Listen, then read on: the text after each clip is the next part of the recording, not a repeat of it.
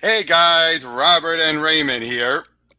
So, And today we're going to be finally going over Sean Gordon Murphy's Plot Holes, the crowdfunded comic he had made and released recently. And it set a new standard for my high mark for crowdfunded comics. For the longest time, Doug TenNaples' books held that, but now this surpassed it. So, yeah. Now what's your experience with Sean Gordon Murphy? only White White Knight? Knight, That's only what White the Knight, and Curse of the White Knight, and Harley actually Quinn. no, that yeah, the Harley Quinn one was his wife though. But he was involved still, Yeah, he was involved. I'm not, but his wife still wrote it though. But right? Well, I know him for the White Knight verse. I know him for Punk Rock Jesus. Jesus, Yep. Have you ever you've heard of this? no, I've never heard of it. That's the first time I've ever seen it. Yeah. Well, basically, think of the idea of a big conglomerate decides, oh, we're going to say we clone Jesus Christ and make a reality show out of it. So Jesus Christ, if he was the Truman Show. Basically, but then the kid, because of how much of his life gets completely messed up, he eventually becomes an atheist, goes into punk, and fights back. That sounds similar to Truman Show. Okay. But yeah, but it calls out all sides. Again, this is where the earliest case of having Sean calling out all Okay. sides. Okay. Yeah, I don't. I have again. My only experience with Sean Gordon Murphy is the White Knight universe. And That's even it. then, he called out both sides. Wouldn't you agree? I don't know. I just kind of had fun with the ride, honestly. I wasn't even paying attention to politics or anything like that. All right. Well, anyway, so yeah, he worked on this, and now, unfortunately, because it doesn't one of those PDFs where because this is the first issue's cover, it doesn't show the cover in the book. So I'm just going. I scrolled down, so I'm scrolling back up. This was dedicated to his grandmother, who died from COVID partway through, and so she never got to see the final product. But one of the main characters of the team, Ed, short for editor, she was very much based off of his grandmother. And so he dedicated it to her. So he said, like, she was always very special to me. She helped drive me to art class when I was a kid. She bought me my Atari games when my parents wouldn't. And one time in the 60s, she even stood up to the mob after they threatened her, which eventually forced the family to leave the state of California. Damn. Yeah. But, so yeah, and then, so yeah, let's get started that was just a white page. Now, yeah, all the artwork by him was colorings by Matt Hollingsworth, who did most of the coloring for White Knight, and Dave Stewart, who's going to be doing the coloring for Beyond the White Knight. Okay, so walk me through a synopsis of what I'm getting into. I have known nothing about this. I know of it. I've heard of the book, but I don't know jack shit about it. Well, basically, it's an original property for him, all right? And actually, no, they explain it throughout the book, dude, so... I guess. I just wanted to be okay. Basically, the idea of these people are actual fictional characters. They work together. It's like basically said a little bit in the future. Just know that there's like a program going on that basically has all these digital books. Unfortunately, a lot of these books have been lost, and so their whole program is to go through to each book, and each one is like a little world. Each book is like its own world, and they go inside to try and fix it, to edit it, and make it a better book. As you'll see at the beginning, you'll see in the beginning, all right, as we open up with, this is Ed right there, all right, again, short for editor. We get her real name eventually, and, she's being abducted. Wee woo, wee woo, wee woo, wee woo, wee woo. About time. I'm on a bit of a schedule today. You mind hurrying it up? You call that a spaceship? It's not even scary. Looks like a metal colander from an Ed Wood movie. Tiny gray man. How original. Damn, what a critic. Well, she's an editor. What do you expect? But then she just starts shooting them all, and they just wipe them all out, as then the rest of the team shows up. We'll get their names as we further go on. But yeah, it's like, forgive our actions, gentlemen, but this plot will no longer require you. See you later, assholes! As we didn't just destroy the ship. Like, we didn't why didn't we just destroy their ship, Ed? We're almost at the end of chapter 3. If we don't start moving, then the rest of the novel will read like some shitty Roswell fan fiction. Basically said, just do your job as they take them all out and all that. So again, their takeout basically was considered something not necessary to the story because if they kept it in there, it'd be a disaster. So eventually they go through, they deal with this other alien, one of the other aliens that snuck on board, and this guy named Serge, he gets shot. And they take out the alien, they get out of there, pulling what they call a bookmark, this little computer thing on their wrist. When they arrive then, it basically says Alien Inc., that are self-published masturbatory fiasco written by some fanboy who didn't think to hire an editor.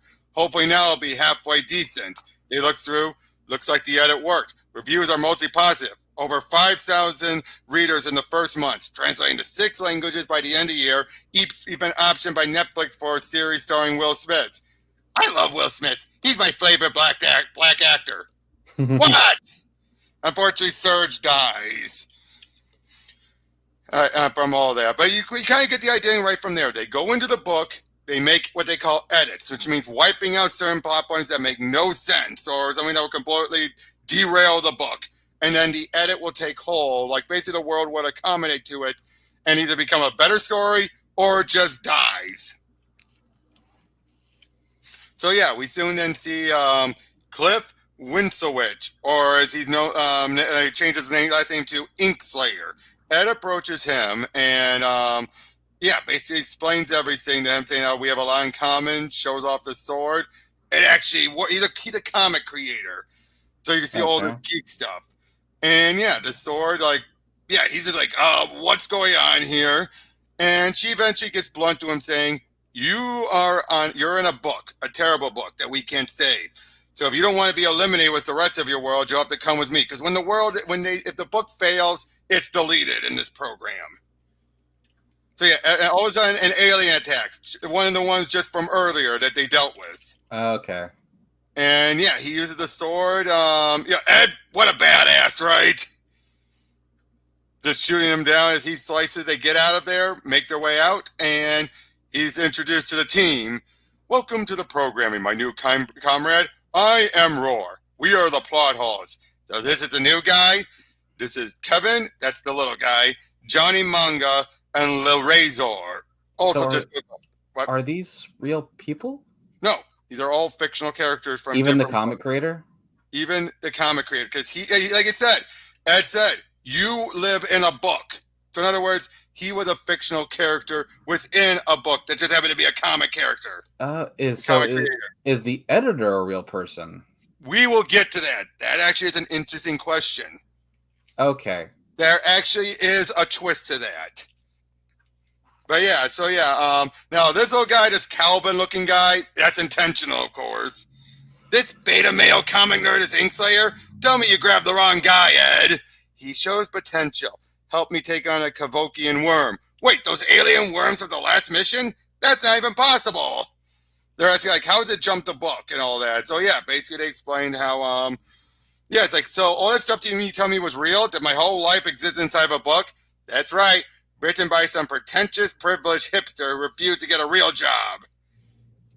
So, he passes out. He has anxiety issues. And we'll get everyone's backstory as this moves on. All right, but Batwing.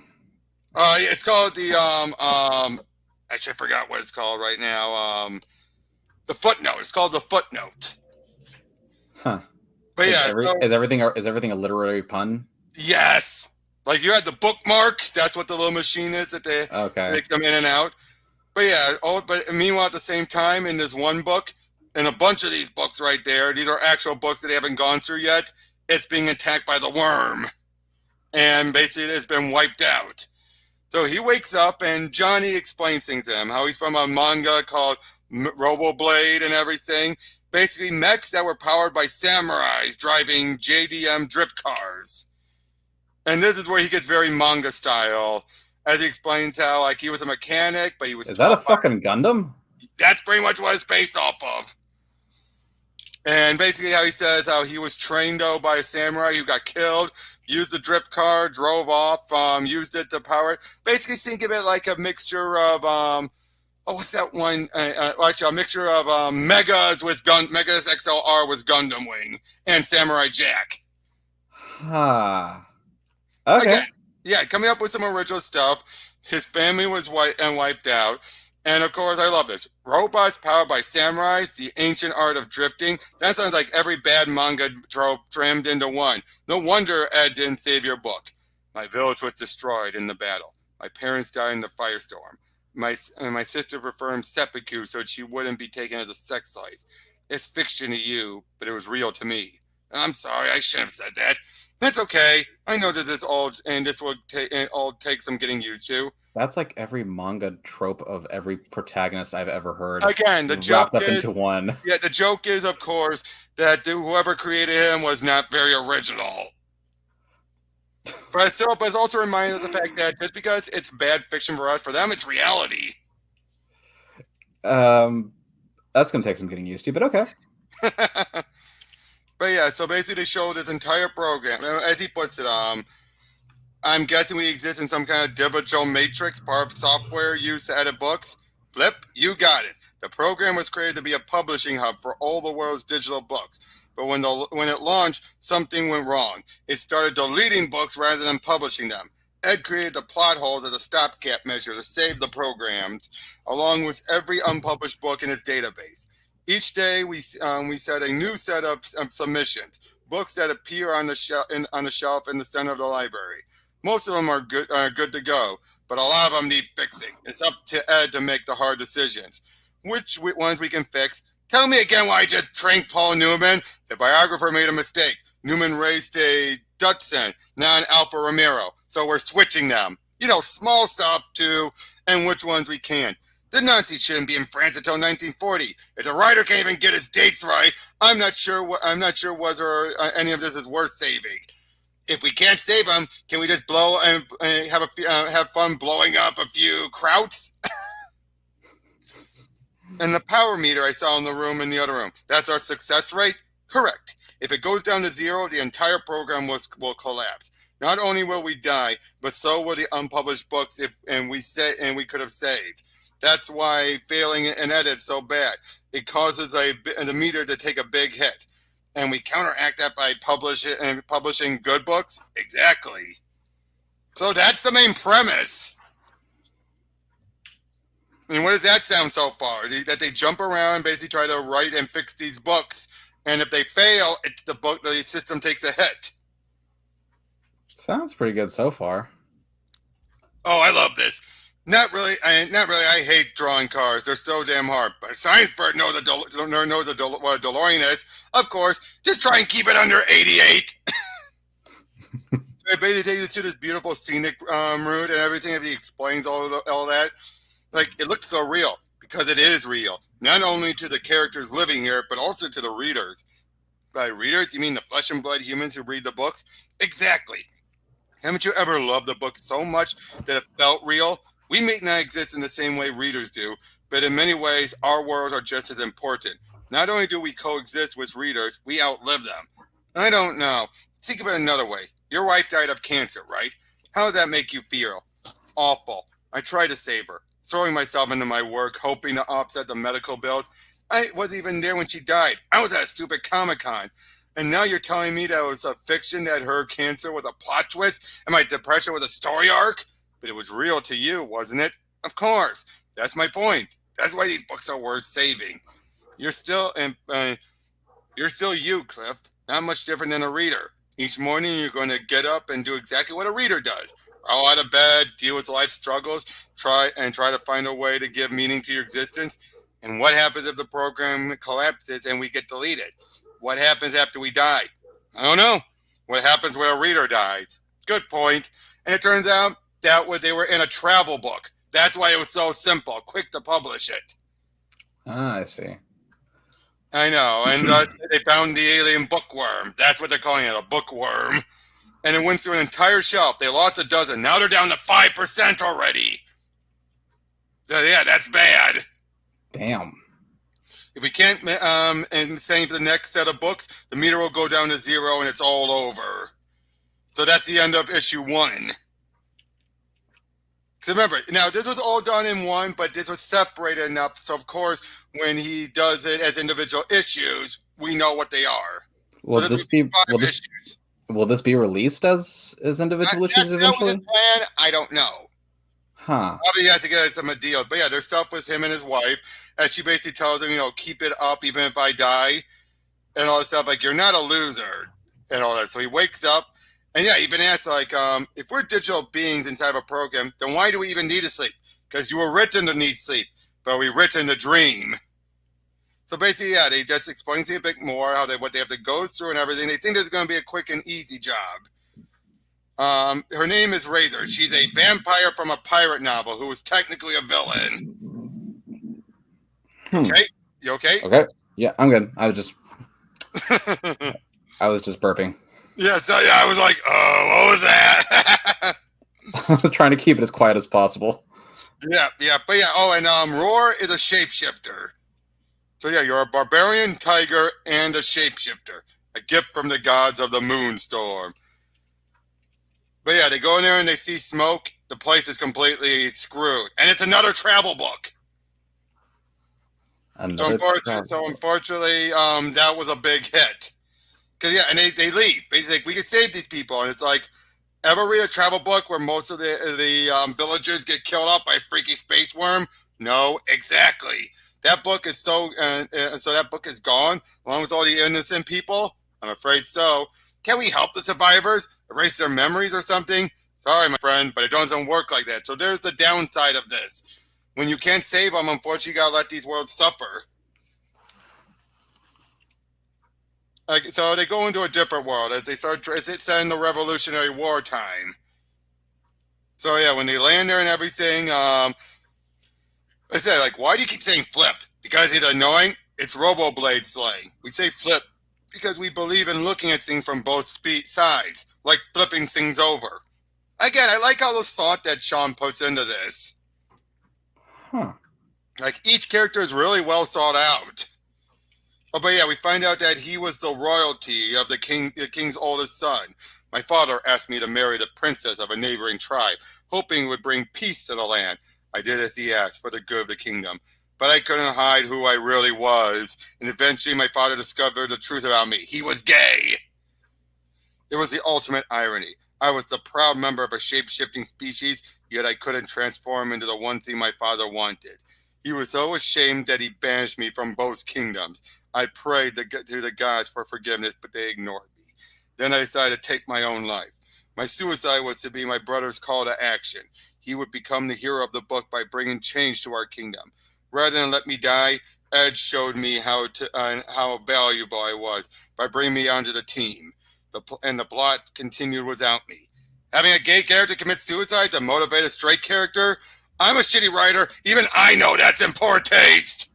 Yikes. I thought my brother hated what I was. Turns out he loved me more than I ever imagined. Again, I do like how he's poking fun at some of these tropes. And then calling it out, but then at this point making it clear in his eyes it wasn't that bad, because in the end, again, he's looking from the perspective of his world. So it meant the world to him that his brother was able to make the change. Mm-hmm. Now Kevin was from the 1930s, where he was a young boy and a pet polar bear, which he later admits he had to know was real or imaginary. Kevin was beloved by all, transporting readers to a magical childhood filled with vast snowscapes and crackling fireplaces. But the creator of the strip was a xenophobe. Unhappy with her success, one day she ended the strip and disappeared. Before her death, she released a new book featuring Kevin. It was an unreadable mess. Not only did she kill off his beloved polar bear, but she turned Kevin into nothing more than a mouthpiece for all of her anger and fear. The book would have destroyed the legacy of the strip. So Ed stepped in to save him from destruction. You feel bad for the guy there, don't you? That's probably the most heartbreaking story so far. Yeah, it's like this guy was a true, legit, good kid, but we're now getting the version that was altered by his creator, who just had a breakdown. I mean, Jesus Christ, this one is like that is genuinely heartbreaking. Yeah. Although I gotta say, if this is in the 1930s, that looks like a modern studio. Continuity errors. Plot hole. Plot hole. But overall, but that aside, though, going that you get what I'm saying, right? That looks too modern, doesn't it? It was the 1930s. Why would they have a light like that? Yeah, that light's not correct. Anything else would be fine, but that light. I think you've done goofed, Murphy. I think he was originally going to have it be a later point, but I think he then realized no, the 30s would be better, but he couldn't change the art. He done goofed. But yeah, so they eventually get caught by some of the soldiers, and Razor takes them out. And like, if we were captured, it would have affected the entire plot. But killing people, sometimes editing means removing characters. What? That's why we have villains like Razor and Surge on the team, because they don't mind. Who's Surge? He was the most powerful member, and he wasn't a villain. He was just misunderstood. Notice how dismissive Ed is. That's going to bite her in the ass. Huh. But she does take Cliff aside and explains everything. Like, basically say, like, you'd be dead if I left you behind. God, at least I'd be with my wife. Damn. I'm sorry. I've been doing this for too long. Sometimes I forget how strange this all is. Everyone knows I shouldn't be here, Ed. I'm no replacement for the guy you lost. Why the hell did you recruit me? I write and draw heroes. I don't know how to be one. I have my reasons. And basically, she wants to show him something. She basically explains how she grew up in Brooklyn. Always wondered what it was like during the Revolutionary War. Explains about the old stone house and how every time she would walk by it, she would always, get chills. Imagine living near a house that George Washington would recognize. And then eventually, she said, back in the real world. What does that mean? Just gives this little sly smirk. The book is important because it talks about the inner conflicts, not only about the hypocrisy of a slave owner wanting freedom from tyranny, but about how much he doubted his ability to lead. America's first great general and the father of our country doubted himself. He was wanted for treason, tasked with leading an army of farmers, tradesmen, and drunks against the most powerful military in the world. Battle on the Brooklyn was a disaster. If it wasn't for the heavy fog that allowed his troops to retreat in the middle of the night, there'd be no such thing as U.S. history. So how do you know he doubted himself? Writer of this book discovered old letters that have never been found. And that's why she feels like that's what makes the whole point of it. To make sure this book doesn't get ruined. Like this one in particular.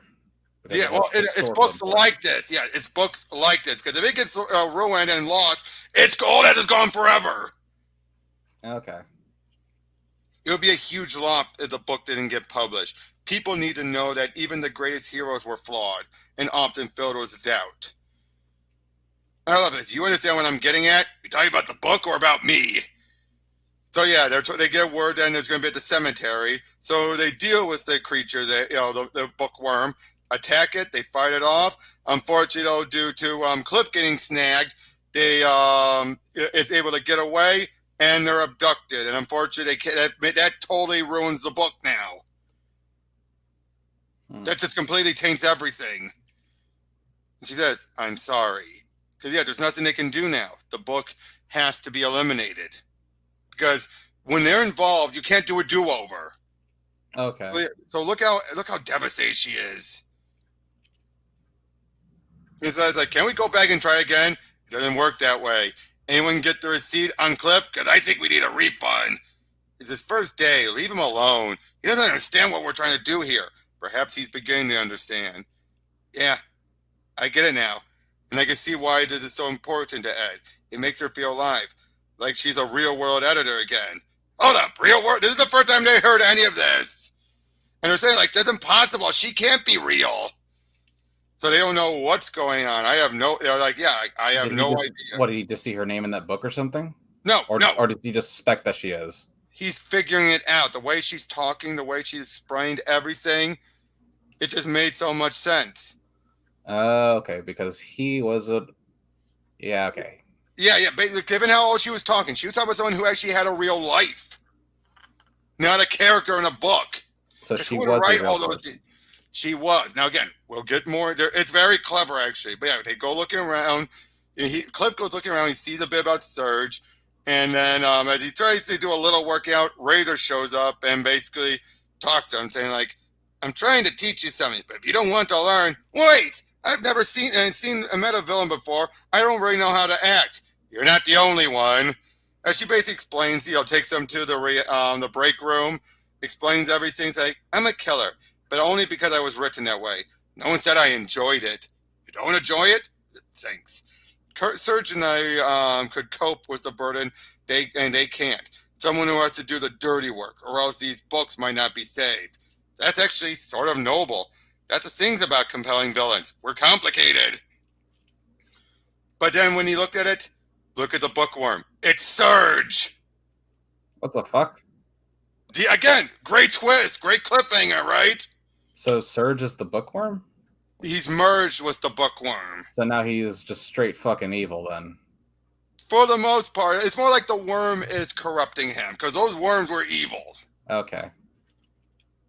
I think, and I'm getting why that book needed to take out the little alias. When you have these serious ones, those little cutesy ones would have completely ruined the book. You know what I mean? Yeah.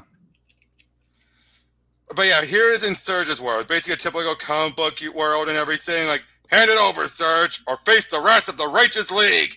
You're not listening. I'm not using the Omega as a weapon. I needed to help. Nice try, but why would we believe they'll use the lives of our greatest enemy? Supervillain scumbag.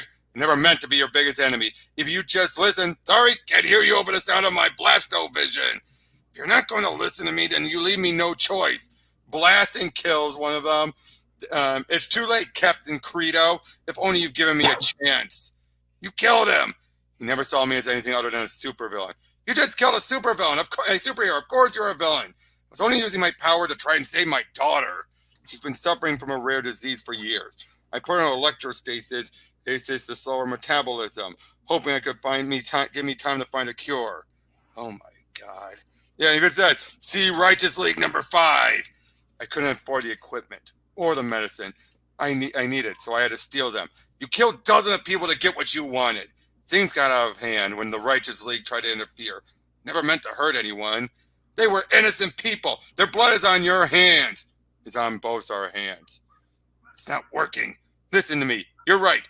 This whole thing got out of hand. If we'd known about your daughter, then we try to help you. You don't want to help me. You just want to stop me. Goodbye, Dark Defender. And so Ed shows up, explains how his daughter's going to die no matter what. But seriously, those guys were like, I gotta say, I too like how they actually they weren't heroes. They were assholes. They were assholes, yes. Like they were straight out. I mean, they weren't like as bad as the heroes from The Boys or anything, but they're still assholes. Mm-hmm. But yeah, basically she tells him, your daughter's going to die. This book's not going to last much longer. Oh, and they'll come back. So basically, in other words, this comic is destined to die for good reason. Yeah. Yeah, but she basically said, if you want a chance of redemption, then come with me. Of course, she says that, but then she still treats them like villains who just are going to kill people. You can see where that's the problem, right? Yeah, she doesn't treat them like they're people at Which all. she will regret. She will regret it. But yeah, but of course, you have Kevin's all like, I always said recruiting villains was a bad idea. They can never be trusted. Nonsense. Razor's been a valuable member of the team for quite some time. She was written as a murderous vampire assassin. Only reason she hasn't killed one of us because we feed her a steady diet of victims. Say that again, twerp! Can't a character change regardless of how they were written? The way we're written, it is, and the way we're written is the way we are. Serge proves it. You were written to be a racist, curmudgeon, xenophobe, and now you're with a diverse team of misfits, and your best friend is a gay tiger. Well, yeah, that was something he realized earlier. Actually no, he's going to say. Wait, did he say it later? Oh yeah, he does say it later. Never mind. Because if Kevin becomes less of an asshole, then maybe villains can change into heroes. And yeah, basically, like Serge was the perfect fit. His electro powers made it be he could remove multiple characters at once, so that I could trust him. But now he's left us no choice but to kill him. Of course, Razor just says you owe him. You two were close. If it wasn't for him, I wouldn't even be a plot hole.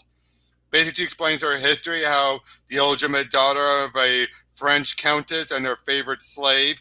To keep me close, my mother taught me to entertain her husband's gluttonous hanger-ons.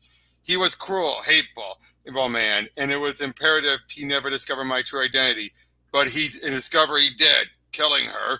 So she then went about, used their ways to become a pirate and learn their ways, and then got bitten by a vampire, and then became a vampire to go after the Count. Of course, she would have wiped out the whole world. It was basically a case of the creator created a character, but then didn't tap on her, but basically behind the scenes, she was devastating everything. Yeah. So basically, she had to be taken out, otherwise the whole book would have been ruined. But Surge offered her to join. So yeah, so like, what do you think made him turn? It wasn't a technical glitch that turned us against it and Surge against us. It was Ed. Excuse me? Ed over only saw him as a villain. She used him, so the rest of you could have a clean conscience. He never got to write his own story. He was still being forced into someone else's narrative. I'm not going to listen to. Maybe she has a point, Ed. Actually, no, I take it back. So earlier, Cliff deduced that the reason why Kevin loves Roar so much is because he replaces his polar bear. Okay. That makes sense, doesn't it? Yeah. But, I mean, we appreciate that you saved our lives and offer us a chance to grow beyond our backstories, but being a plot hole is also a burden, a difficult, thankless, never-ending job where the fate of infinite lives and worlds rests in our hands, and we all signed on without knowing what it really meant. You're right, Cliff. I am. You're right, that bringing you here was a mistake. Ouch! Oh, you're right, this team doesn't need a comic creator. It needs a therapist. Everyone is appreciating him because he actually called Ed out. No one else has ever had the guts to do it. Mm-hmm. And even Kevin admits that he didn't really mean that whole no one changes. He didn't really mean it. Yeah. Yeah. And so, but then he follows Ed as she goes into a book. And she meets up with her husband. What are you doing here, darling? Thought you were busy with work tonight. Steven, don't you have a ton of books to edit? I'm so sorry. For what? I shouldn't have been so focused on my career.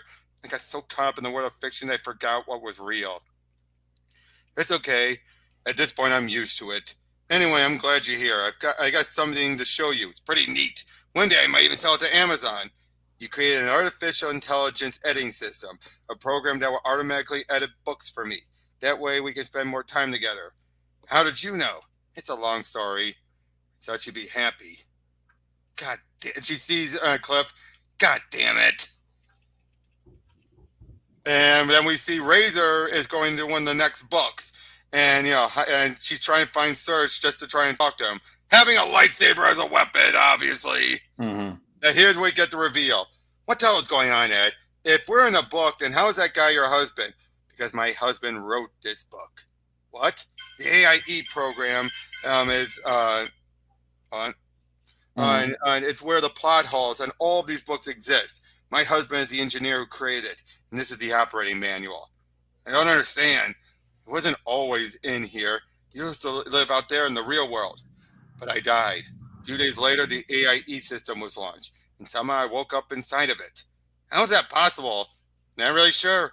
My husband decided the algorithm based on my personality. It edits books exactly the way I would. So the editing software is you? Now it's all of us. It's the plot holes. Your real name is Autumn Meadows? Geez, I thought my name was bad. You're the only one who knows all of this. Why haven't you told the others? Guilt. It feels bad enough for dragging them all into this. Imagine how resentful they would be if they knew the whole truth, that the entire program exists because of me. It seems like a little too late to avoid resentment. I was so happy when this book hit the shelf. It meant I could spend the rest of my life with Steven, retired here in the pages of this book. Let the plot holes go on without me. But with the program in jeopardy, you had no choice but to come here looking for answers. Surge is basically a computer virus. I was hoping Steven would know another way we could eliminate her. But we can't change the program from the inside. And we can't go after Surge because he'll just keep jumping from book to book. There's no way to stop that many characters from being exposed to him. Well, we found a loophole. And this is where they bring up the idea of memory eraser. The standard, they bring up the Men in Black, the neuralizer and all that, where we build our own. Like, manga is a super Gundam mechanic. or whatever. Maybe he'll be able to wire something together. Let's go back to the library and look for things we can use. Basically, in other words, they go to other places, books, and build their own. I love it. So Ed is not a real person. She is an AI based off of a real person. Yes. Okay. They're all technically AIs, right? Like they're technically, because they're all in this book program. Oh, okay. So each one of them is an AI born from a story that was uploaded to a. Yes, and that's what gives their worlds life. Now, readers will never know this. Okay. It's kind of like Reboot. It's like Reboot. Oh, okay. You know how Reboot has all of these binomes and all of these other characters that represent what happens in a computer, even though, let's be honest, we're never going to just open up a computer and see them in there. Yeah. That's all virtual shit. So that's basically what this is. It's the life given to these books. Oh, okay. Don't you at least say goodbye? We said goodbye 100 times when I had cancer. I can't go through it again. I know you can relate to that. Which is true, given with his wife. God, I miss Reboot. Don't get me started on Guardian Code. Oh, God. The only thing good about that was they had a great replacement for Tony J as Megabyte. What the hell is Guardian Code? It was a follow-up series that was more like a live-action show where they go into a computer. So basically, users go into the computer, but eventually, when they go to mainframe, they go to mainframe. They basically reveal that the user was one of those stupid, whiny nerds. It was basically a big, mean-spirited potshot at those who weren't liking Guardian Code. Oh, okay. And it then did almost all the character growth and doesn't even resolve anything that happened at the end of season 4. I think I'd rather just go back and watch Reboot. Yeah, but anyway, Razor's trying to get through the surge, saying, like, your body fused with another creature and it's caused you to go berserk. You don't want to help me. You just want me to stand in my way. No, I want to save you. And basically say, like, you want to save me, then you'll have to kill me to stop the pain. The grief for letting my daughter die alone. But when they arrive, they realize, like, check this out, see what you can find. There's one book missing, which is what they realize is what Razor's doing. So yeah, they hurry on over, like, Ed lied to us. There's no redemption here, only more suffering. You're right. Ed never gave you a chance. She never gave one to either of us. But this isn't the way to fix it. She turned me into a monster, someone my daughter wouldn't even recognize. No, the bookworm turned you into a monster. You're not the villain anymore. And again, I love the artwork. I just realized we haven't talked much about the artwork. No, it's great, man. This is phenomenal work, isn't it? It is. But yeah, basically it's like, this is the end of my story. This is what Ed has done to me. She's not a villain either, Serge. Ed's just trying to save lives. You know that. I don't want to be saved. Kill me. No. Please, the only way to end my suffering. If you won't kill me, then I'll do it myself. I'll end it all. I'll destroy the entire program. And that's the end of issue 3. As we go into issue 4, I must destroy the program. It's the only way to stop Ed and end the suffering. But that's genocide. You'll never forgive yourself. And again, I just love how this is complicated. Isn't it? It's like, no one here is straight on bad guy. Not even Serge. The only thing that's a bad guy is the worm making him worse. Yeah. But yeah, he then showed himself saying, like, we'll still be slaves, forced to comply to someone else's narrative. Don't. Let me save you. I'm sorry, Razor, but I didn't save you. I just moved you into another bad novel. But basically, when they make it there, it turns out the book wasn't damaged that much. So they were able to publish it, giving them a little bit more time. Like, do you know why Serge didn't wreak havoc on this book? Do you know why he didn't kill me when he had the chance? He literally said he's going to destroy the entire program. You along with it. We can't take the chance. What do you have in mind? Because part of him is fighting back. I think we can still save it. No, sorry. It went from there to there. Okay. Sorry, that's a weird case of it. I get like boom, boom. I also love how, if you notice, I don't know if you noticed with the with Kevin. Hold on, let me set this to 100%. Is he pixelated? He is.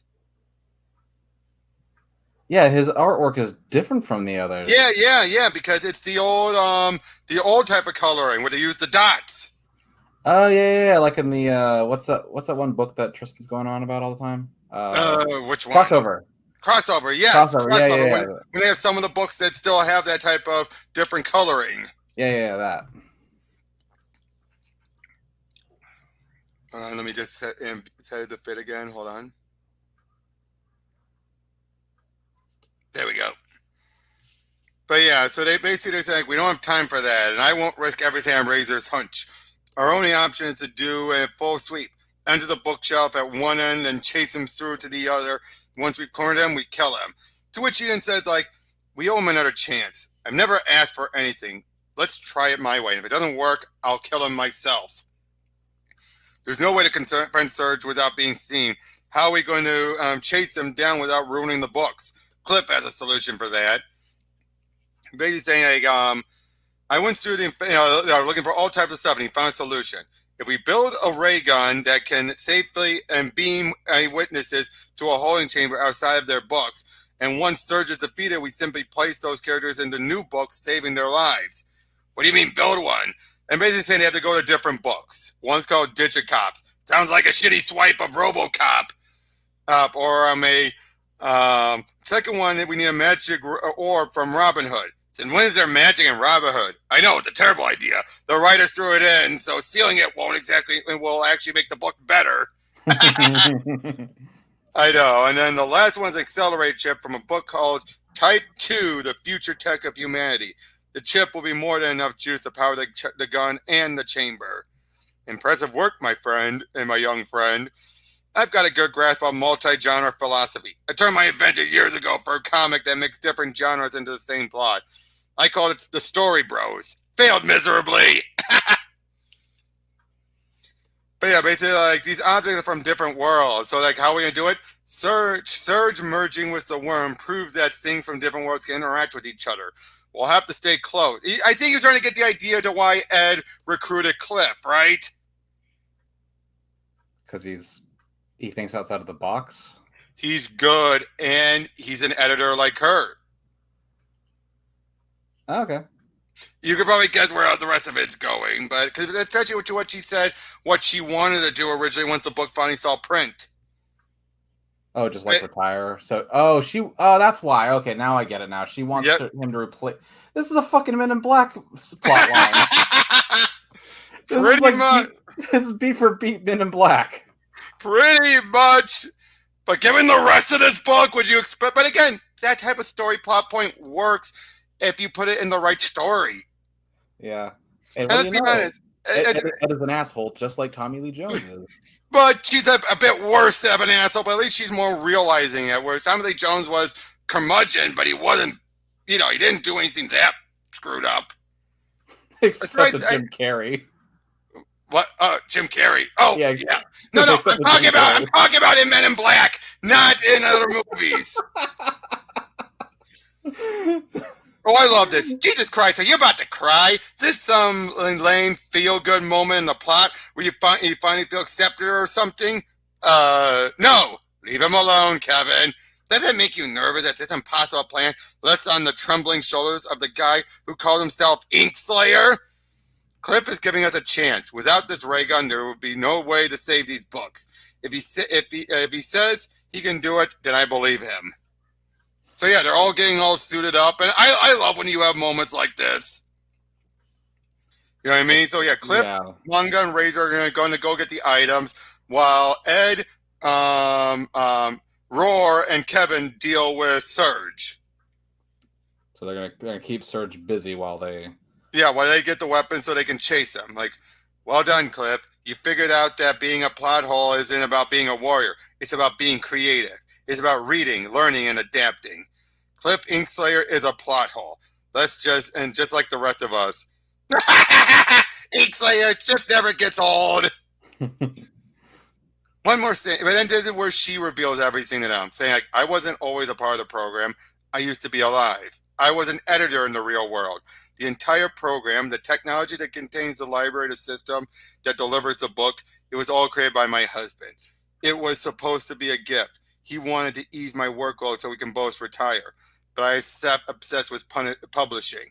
I wouldn't let anything distract me, not even my cancer. I lost track of what was real and what was fiction. By the time I realized it, our marriage had fallen apart. And then I died. Somehow woke up in here. Saving the program wasn't just about the books. It was about keeping him alive. I was obsessive and ended up making the same mistakes again. Lost track of what was real. All of you. I'm sorry I misled you. I never meant to downplay the sacrifice that you'd have to make. So before we continue, there's something important that we all need to decide. Do we want to save the program at all? And they all agree, saying like, even before Ed recruited me, my world was destroyed. Or saying like, I don't regret saying yes. Or I prayed to the gods to save them, and they did. And yeah, he even said like, look, I know I'm a miserable jerk, and the stuff I said about characters not being able to change, I didn't mean it. I don't know if my pet polar bear was real or a figment of my imagination. All I know is that I don't want to be alone. And thanks to you weirdos, I'm not. Truth is stranger than fiction. Lately, that phrase has taken a whole new meaning. My wife wouldn't have wanted me to give up. I think, again, I like this, how they all get a moment to basically give their reasons. It's sappy, but it works. Mm-hmm. And would you agree with that? Like, it's a bit cliche, but like, again, it works for this type of story. Yeah, it's when we have a series that rebels in cliches, why wouldn't they get cliched? Remember, these are characters who are from books that either failed or were going a bit pretentious. So of course they're going to talk this way. He's giving him a perfect excuse to put in these cliches because of where they're from. It also makes sense that they talk cliche because they're not real people. Just what? What the hell? Hold on a second.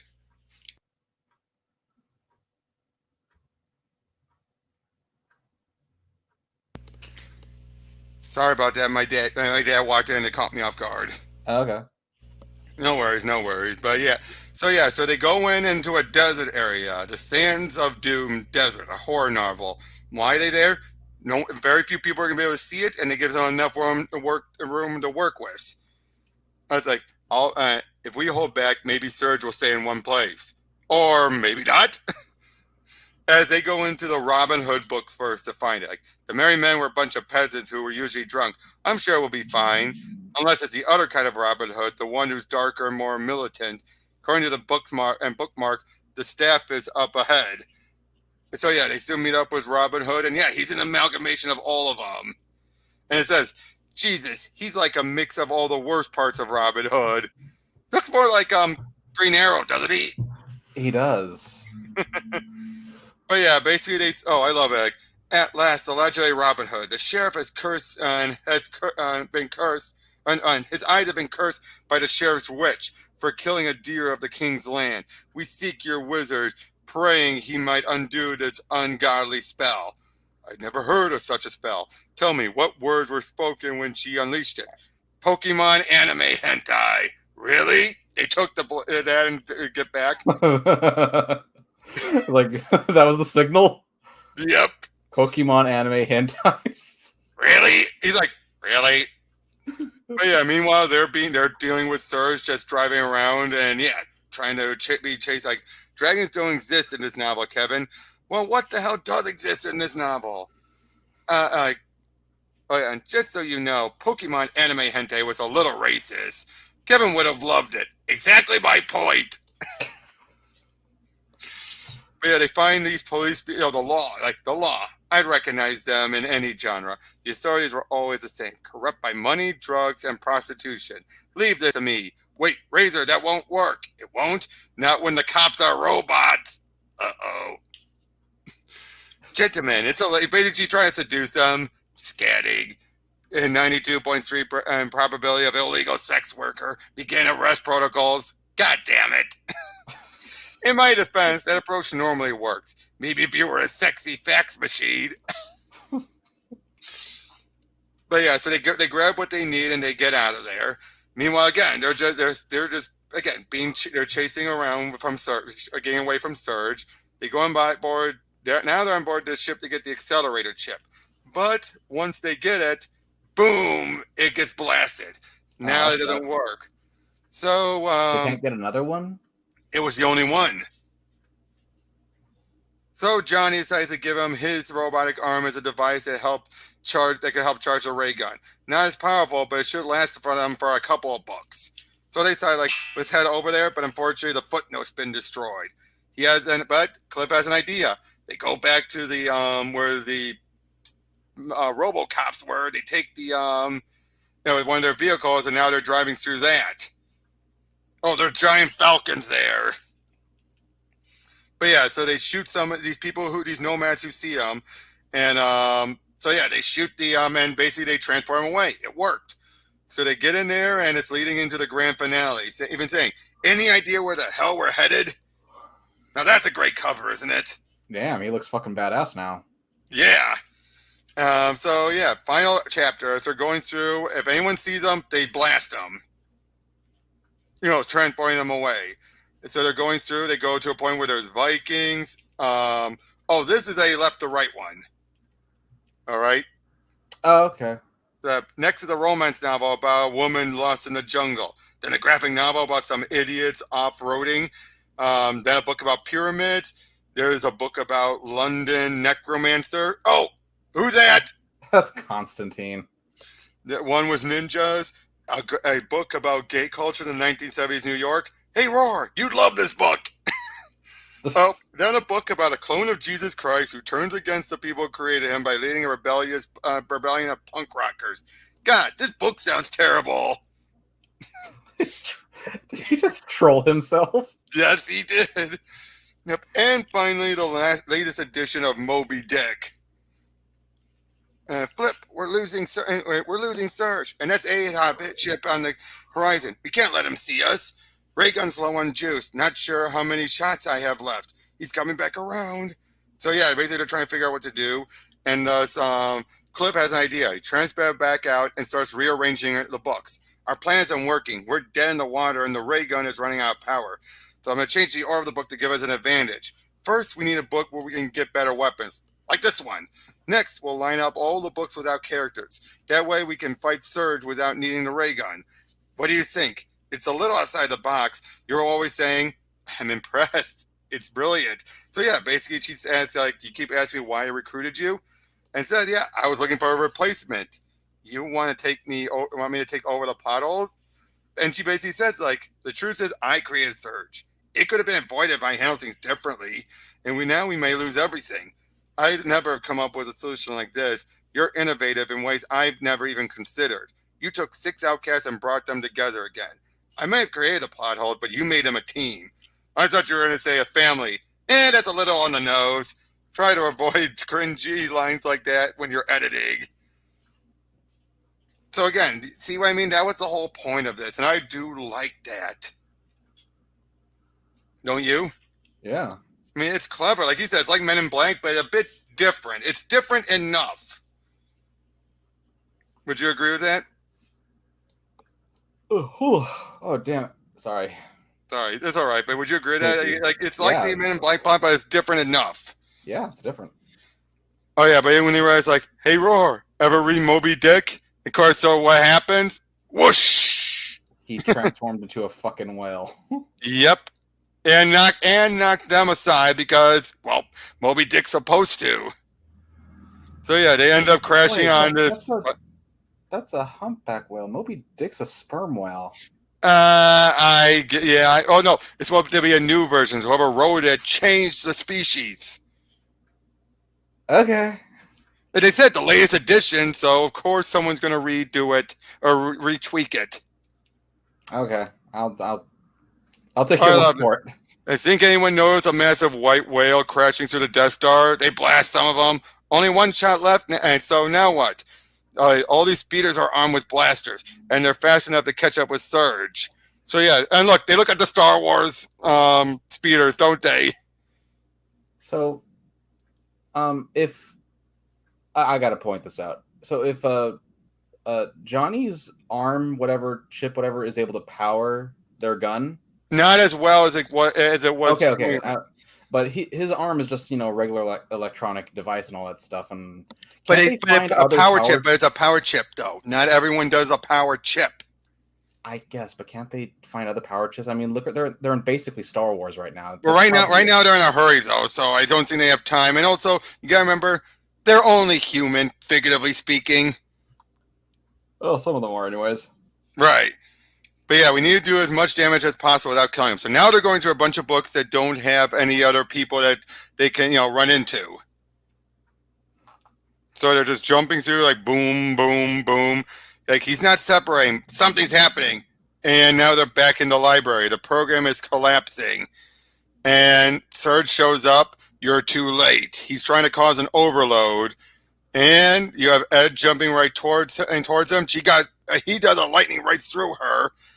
And he crashed everything. What happened? Are we dead? The program is. Looks like you succeeded. Who are these people? Characters from the books we were in, frozen in this chamber. You mean you're now eliminating them? Not anymore. You had no right to meddle in their lives. You don't know the pain you're causing, says the man trying to commit genocide. You're right. I am a monster, but you made me this way. Look at them, Surge, helplessly frozen in stasis. Reminds you of anyone? He remembers his daughter. No, it's not the same. We still have a chance to save them. You're still trying to control me. Sorry for what I did to you, and Razor. Never gave you a chance to write your own story. A lot of people died for your obsession. I know. And I know you can relate. Ouch! But true. But basically saying, like, it's your story now. You choose the ending. What do you mean? You're the only one who can save these people. Me? Use your energy to reboot the system. You can publish their books and save the program. But the program requires a massive amount of energy. I might not survive. I know. It's your choice. Take care of Razor. I might be able to save the program, but she's the one who saved me. I know. And that makes you both heroes. And everything got reset. And it's saying, like, the meter's at 100%. All of the books are published, but Ed is severely hurt. And it's like, heading there, we'll get you, and we'll help me find a book with a hospital in it. It's all right. Here, take these. You're the editor now. And he takes up the ray gun and he uses the last shot to send her back into the chamber. And so he starts recruiting new people. Yeah. So, it's always, they say, believe it or not, the program used to be a lot smaller, and it was powered by a meter that would replenish whenever we successfully published new books. And what happened when the meter ran out? The entire program would cease to exist. Almost happened once. If it wasn't for the sacrifice of a plot hole named Surge, we all would have died. Notice how he's not telling them the full story because they don't need to. He was able to reconfigure the program in ways that eliminate the meter, and now we're able to expand and find new recruits. Sounds like a hero. Come and meet the rest of what? We got an alien, we got Joan of Arc, Zorro, and Conan. Yep, his name is Crom. Crom, of course it's Crom. Ravina, Crom, Diego, and Flork. But yeah, they're introduced them, and they turn out now they have invisibility shoots. So they can start to do things more. So in other words, Cliff is making them change their way so they can be more effective. Not bumble around. And of course, Roar is taking a liking to Crom. Of course he is. He's big and muscly. I know. Crom feels good. Nice and tight. If it doesn't fit correctly, I could always take it in. Jesus, get a room, you two. What's up? New submissions just came into the library. Anything interesting? Holy shit. Oh my God. So yeah, they're going into, it's the new edition of the AIE book. And yeah, it's the new version of it, the artificial intelligence editing software 2.0. Who's the author? Ed's husband. In the back, he talks about all about his life with her and how devastated he was by her death. He designed this program as a way for her spirit to live on. Are you crying? Look how soft you panties have made me. We only got one edit we need to make. They bring her back. So she can live out the rest of her life in that story. I see. That is a happy ending. Okay, this is a really good fucking book. It is. And I love it. I love you, Autumn. Damn right you do. And I love it. I don't know. You think this ending is a bit of a trope? characters all finding happiness as the sun sets behind them. I think it's perfect. Glad the old broad finally got what she wanted. I think it's romantic. I agree. What should we read next? So good, isn't it, man? That was really good. If this ever gets like an actual like release instead of just a crowdfunded thing, I might pick this up. Yeah, because seriously, I mean, even though I just went over it all, I mean, it's just worth just to own it, right? It is actually. That is pretty good. In fact, I'd love to see like where it goes after that. Because if he does more, apparently, because they're off to new adventures and stuff like that. I mean, it leaves it open. It does, yes, but it also closes off the threat. Yeah, it closes off the thread. It's very open-ended, but leaves it open for more if he so chose. Yep. Again, just look at it. Next, he actually used a bit of cardboard to make the 3D modeling of the footnote. That's pretty cool. Yeah, I mean, look at that. Doesn't that look like you wouldn't know that was cardboard? You think that was plastic or something? Yeah. Oh, again, just look at all the details he went. But, oh yeah, raw sketches for the covers. Again, his artwork is incredible throughout all this, isn't it? In fact, I dare say... Yeah, never let it go and say this man isn't fucking talented. Holy shit. I dare say this is better than his White Knight work. I wouldn't go that far yet. But... no, I meant art-wise. Nah, I still wouldn't go that far yet. But all right. But again, the idea is all, this is so beyond clever, isn't it? Yeah, it is. It's a very good story. And just the fact that he gave himself, like I said, the perfect out to include cliches, because many of these people are from dead books or books that were going to fail. Like, yeah, it was some of those books that were going to fail no matter what they did. You know what I mean? Yeah. Was that Dick Tracy?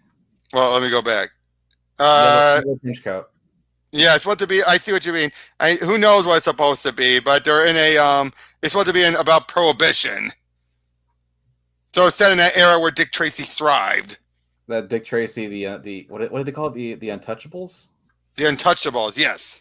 Okay, yeah, that era. Yeah, that type of era. But again, just so much of it was just so well done, so clever. And again, it relishes in the cliches.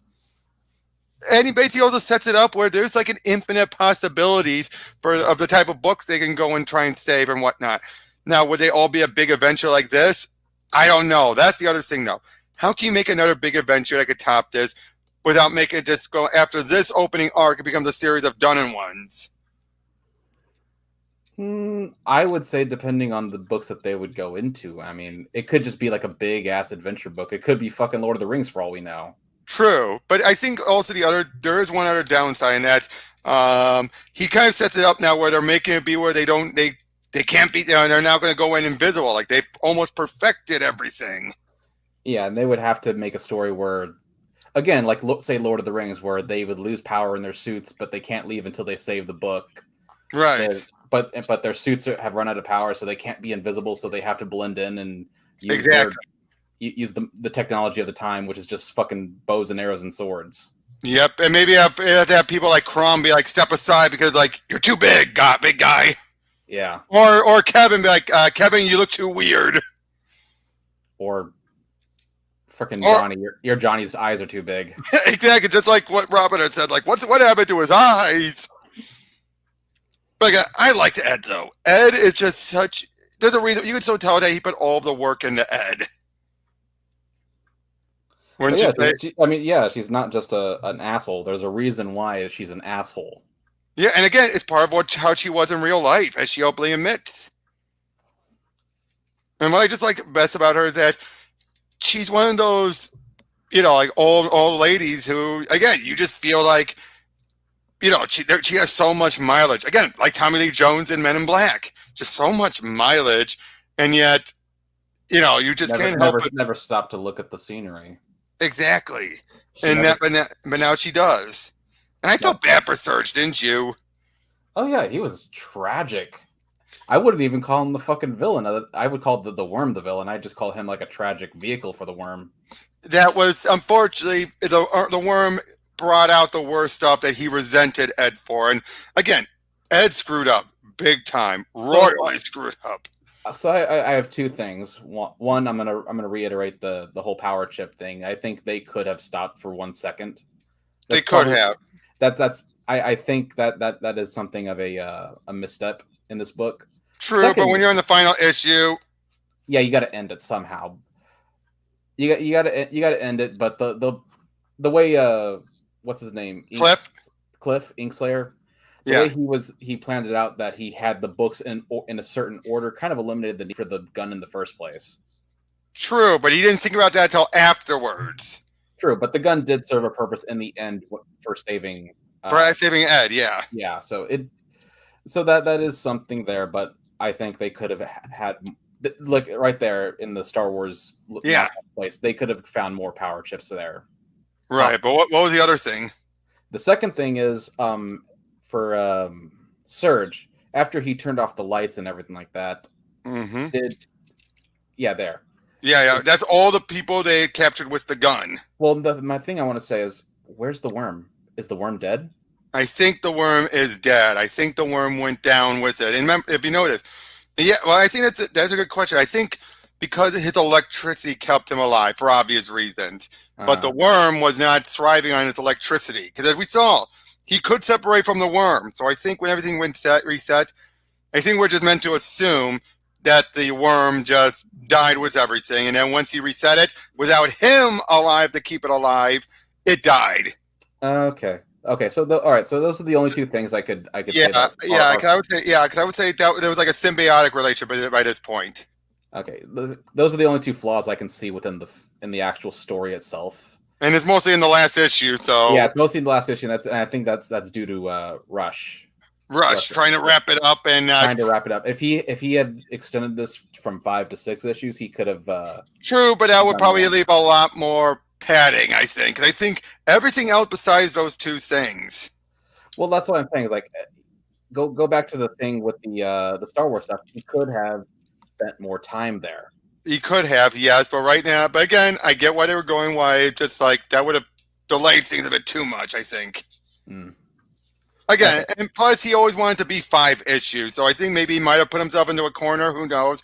I will say this though. He is much better at writing the story around his artwork than a certain other crowdfunding creator who writes and draws his own book. Yep. Sorry about that. No, it's okay. But yeah, like I said, but you get what I'm saying. You know who I'm talking about when I say that, right? How he just stretches his book out. He doesn't have it. Like, no, Sean knew he had 5 issues and did what he did. Mm-hmm. All right, so all in all, I would probably say this is a 4.5 out of 5 here. Yes, definitely. And you see why I say to set a new standard, right? It's right up there. I don't know if you ever read any of. You probably never read any of Doug TenNapel's crowdfunding books, but those, if you watch my video reviews on them, you see just as high standards. Yeah, this is easily a 4.5 out of 5. It's very close to a 5. If it wasn't for those two things that I talked about, 3 if you want to count that, because of the two problems that they could have been solved by having an extra issue. Besides Ed and Cliff, who would you say is your favorite? For me, it's Kevin. I love Kevin, just how much of a little bastard he is. I guess, but only because I would actually probably say Razor's my favorite. Oh, Razor? Yeah, I think she shined quite a bit, especially in the 3rd issue. Yeah, trying to get through the Surge. Yeah, that was impressive, and also her trying to act all sexy to robots. That was kind of funny. Yeah, and they're all craving Roar, and again, I just like how they make it clear, like they're up front saying, yeah, a gay character being killed off to instigate it, encourage a straight character does feel tacky, but when you look at it from the context for him, it's like, I didn't know my brother cared. Yeah, it's like one of the worst ways you can fridge a character. But in universe, it made the world. So I think that was Shankar Murray trying to say, sometimes if well handled, it could work. And I better start wrapping up. So that's fine. I got to get going anyways. I am super hungry.